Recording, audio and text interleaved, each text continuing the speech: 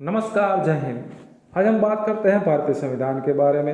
हमारा देश लोकशाही देश है, जिनमें विभिन्न समुदाय, जाति व धर्म के लोग रहते हैं।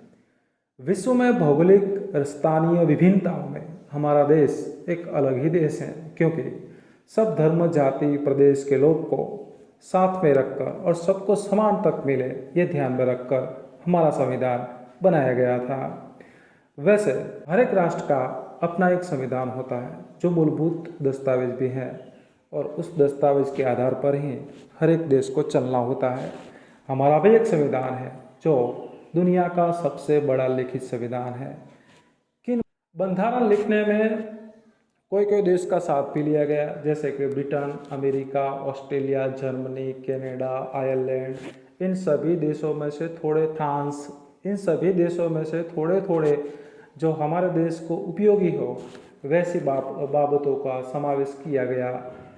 कई बार लोग कहते हैं कि हमारा बंधारण कॉपी है, यानी कि दूसरे देशों से उसका उतार किया गया है, लेकिन ऐसा नहीं है। अगर ऐसा होता तो 2 साल, 11 मास और 18 दिन नहीं लगते।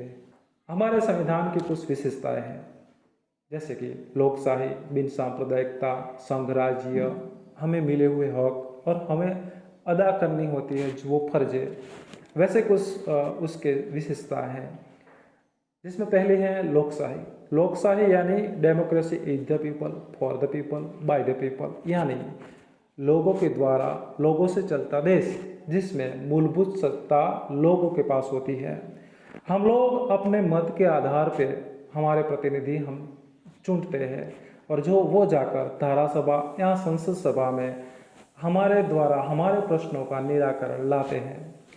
जब हमारा संविधान बनाया गया था तब मत देने की आयु 21 थी, जो सुधार लाके 18 की गई।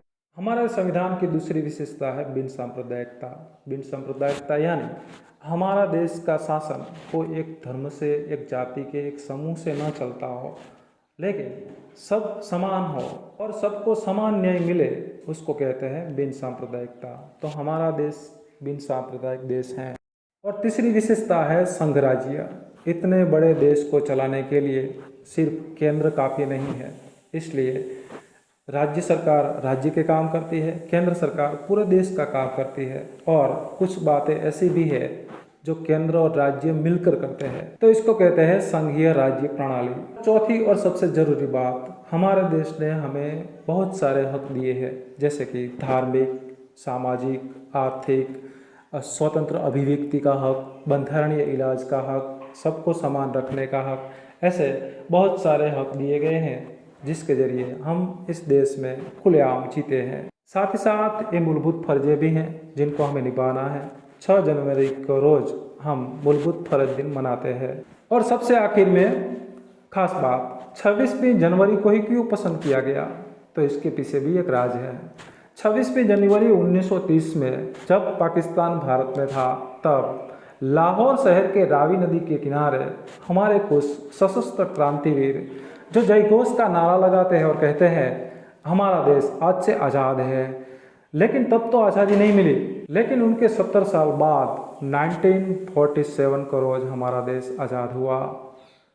तो यह था हमारा संविधान। आई होप को आपको वीडियो अच्छा लगा होगा। जय हिंद, जय भारत।